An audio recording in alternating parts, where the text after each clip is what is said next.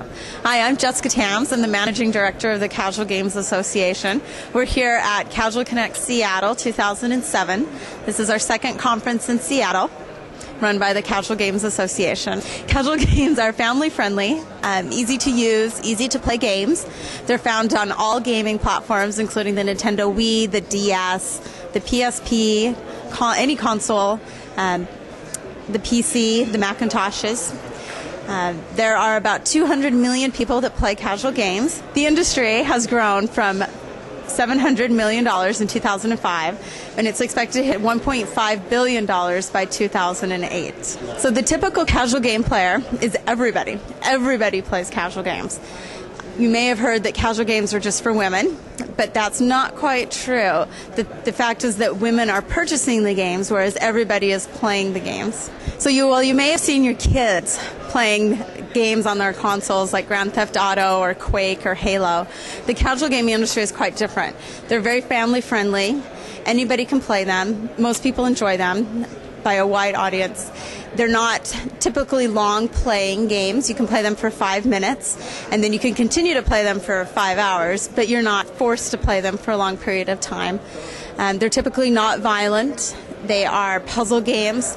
You may have seen them on your computer. They're pre-installed with the operating system from Microsoft, such as Solitaire or Minesweeper, or on Yahoo. A lot of people play the card games, which are the hearts or spades. So casual games typically cost about $200,000 to make, which is a lot lower than it typically costs to make a console title, which runs up into the 10 to 20s of millions of dollars. So the casual gaming industry puts out about 300 titles a year that get distributed onto the major platforms.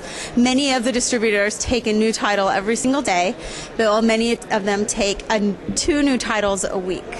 So the Casual Connect conference that's put on by the CGA is typically attended by business folks that are inside of the industry. So we're not a consumer show, but we have the leaders in the space that are across the distribution, the publishing, and the development of casual games.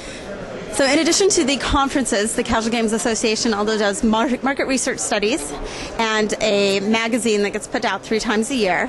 The magazine has a distribution of about 8,000 who are our members inside of the community. So the Casual Games Association is a truly international organization. We have members and advisors who run their different divisions all over the world. We have a strong following in Siberia, Russia, in Kiev, Ukraine, in Riga, in Amsterdam, and then also in New York City and San Francisco. People who want to get involved can host socials, or if there's a lot of people in the area that are creating casual games, then we will host a conference there. Right now we do 3 conferences a year, one in Seattle, one in Kiev, Ukraine, and the other one in Amsterdam, the Netherlands. Casual games are available on a myriad of different platforms. Pretty much every electronic device can play casual games. Even your mobile phone, your handheld data planner can play casual games. They're also available on the Wii, on the DS, on the PC, on the Xbox, on Xbox Live Arcade, and on Macintosh computers. So the typical casual game purchaser who purchases games using a try and buy method on the internet is a 35-year-old woman. They play these games typically for relaxation when they come home, and it's becoming a replacement for TV. A lot of the people who are playing the games are reporting that they're playing them instead of watching TV, and they're doing this because they find it to be a more active experience so that they can keep their mind sharp, so that they're not just sitting at home kind of vegging out in front of the tube. We found that about 74% of the people who are playing and paying for casual games online are women. They're typically 35 years and older. The other interesting stat that we found is that the people who are not paying for the games, who are playing online or who are playing for free, but just downloading the games but not purchase them, they're actually an equal mix of men and women. So most developers make money in one of 3 ways. We do a try and buy model, which means that somebody can download a game, and then if they like it, then they can purchase it. The second method is advertising, and there's 2 types of advertising that we have inside of games.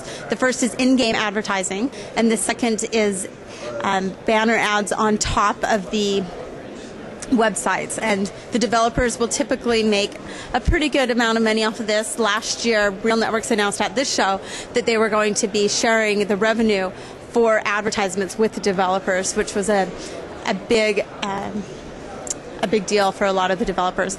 Then the third way that people typically make money is through subscriptions, where a consumer will purchase a subscription to a website and then they can play as many games as they like. So I started college as a math and physics major. I came up to Seattle for the University of Washington PhD program on physics and quickly learned that I didn't want to be a physics professor.